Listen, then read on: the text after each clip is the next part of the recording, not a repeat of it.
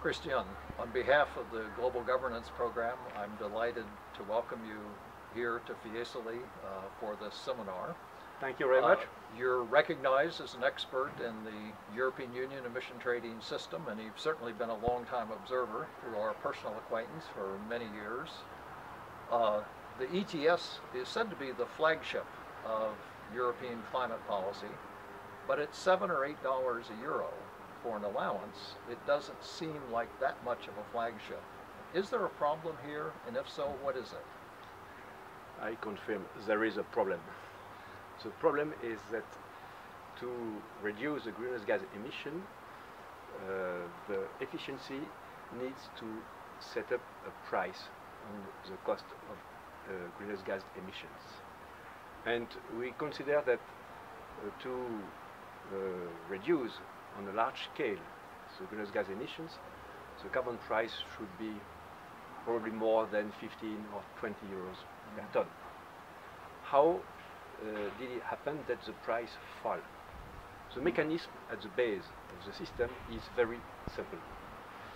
The state, the public authority, has to create a scarcity in setting up a cap on the global volume on greenhouse gas emission. And the stronger is the cap, the higher will be the price. And because the governance of the EU ETS, the trading scheme, was probably not perfectly efficient, this led to an oversupply. It means that there is not enough scarcity in the system. Okay, what can be done about this? The easiest way to reduce the cap on the greenhouse gas emission and to increase the price would be to reduce the cap, which is a global level of emission which is authorized as a scheme. But for governance reasons, the cap has been set up several years ago.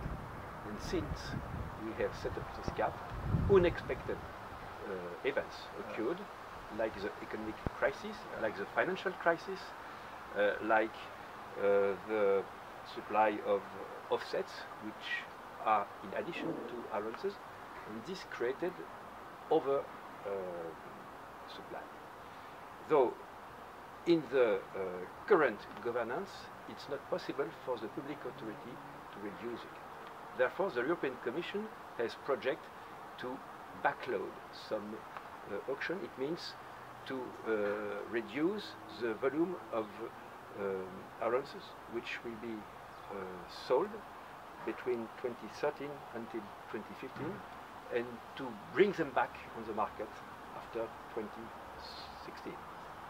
My opinion is this is just a short-term answer to the question, and it will defer the problem in the time. Do you think the European Union will address the long term with a new revision of the directive and perhaps I hope 3 so. years, Yes, 4 sure. years? There is an important moment which will be 2015.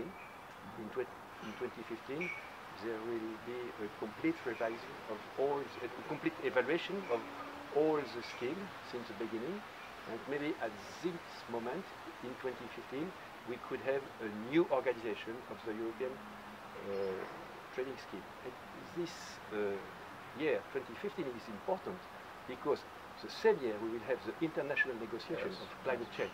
So maybe we can hope that the EU ETS will become a new flagship after 2015. So in the end, you are hopeful for the future? We have to be hopeful. Have to be hopeful. Otherwise we have to change of job. Good. Well, speaking on behalf of everyone who will be attending your seminar this afternoon, I want to thank you for being with us and joining us at the Global Governance Program of the European University Institute. Thank you very much. It's for me a very great honor to be your invited.